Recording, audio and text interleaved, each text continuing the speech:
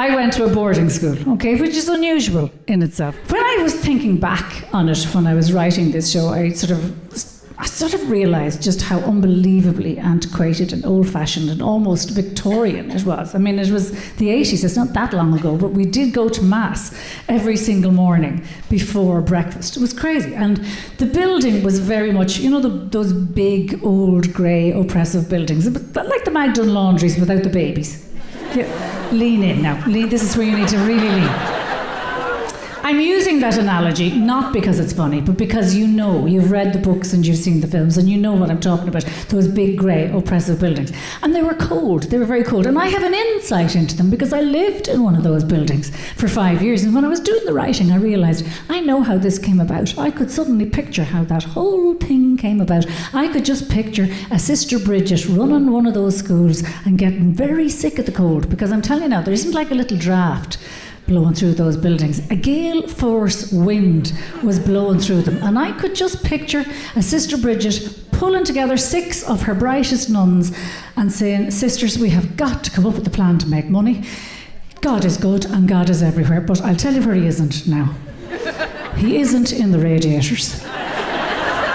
We have got to come up with a business plan to make money. And I'd say the 6 brightest were probably herself, Sister Bridget, Sister Carmel, Sister Assumpta, Sister Concepta, Sister Thomas Aquinas, and Sister Teresa of Avila. She had notions. And I'd say she said, let's come up with ideas, sisters, now for a business plan. And what's the first question that everybody asks when they're trying to come up with a business idea? The first question that people ask is, well, what does the town need? And I could see Sister Carmel saying, well, there's no chipper in the town, Sister Bridget, there's no chipper. A chipper, yeah, okay, a chipper. Is that a good look for the nuns? Don't know if I can see it. Together or separate, together or separate.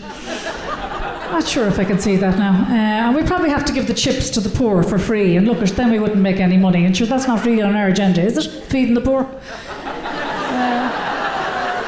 Has anybody else got any ideas? And I'd say, Sister Thomas Aquinas is probably doing the laundry up until this point, and I'd say she was the one who said, well, there's no laundrette in the town. Oh, there's no laundrette in the town. You're right, Sister Thomas Aquinas, you're right. Now, we wouldn't be able to do the laundry for the whole town. We'd have to hire in some labour. We wouldn't be able to do the laundry for the whole town. Where would we get the labour? And straight away, I'd say Sister Carmel was going, well, I've got an idea now that you've used the word labour.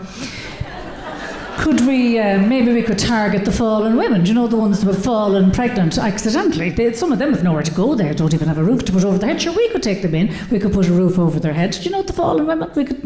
And I could see Sister Bridget looking at her and going, well, that's not the worst idea I've ever heard now. That's not the worst idea. And then little Sister Concepta, the dozy one of the group, I could see her saying, sorry, can I just ask a question here? What do you mean by fallen women and falling pregnant? I never understood that phrase. Sister Concepta, I'm trying to run a business meeting here. I haven't really got the time to explain that to you. I know, but I just never really understood it. I don't really get it. Fallen women, how would you fall pregnant?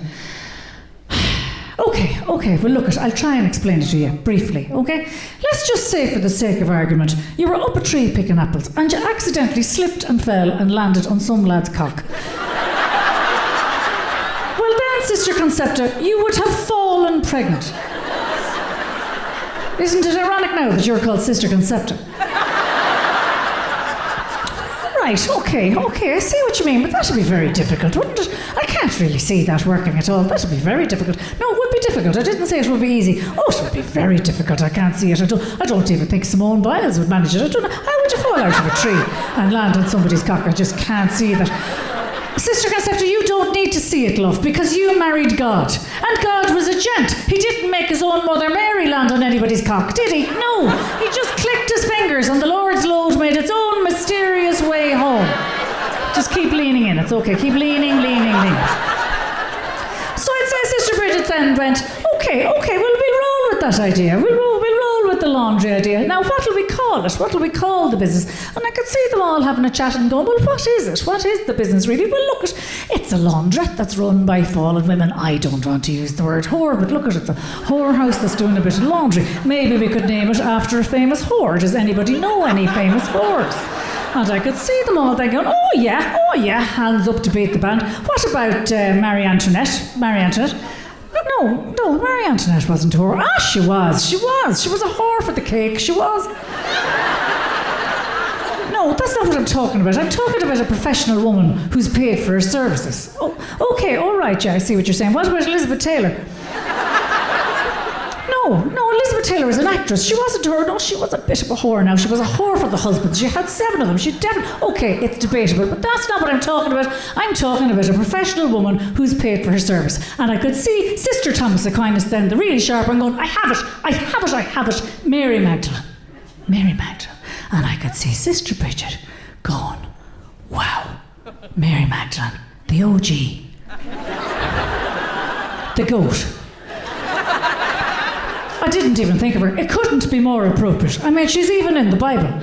Jesus was mad about her. Oh, he was mad about her. They spent an awful lot of time together. We won't get into what they got up to when they were together, but they spent a lot of time together. Oh, they did, and she was the one who washed his feet. And look at, if she washed his feet, she probably washed the sheets. So that was it. They decided to call it the Magdalene Laundries, and before you knew it, they had a franchise. Now, I could see little Sister Assumpta at that moment piping up and saying, do you know, I don't think this is fair at all on those poor women. They didn't get pregnant on their own. Is there to be no punishment for the men in this situation? And I could see Sister Bridget going, well, you're absolutely right, Sister Assumpta. You're absolutely right, but I can't fix everything today. Okay, now I'm sure that their time will come. It might take 70 years, but their time will be up. #time's up.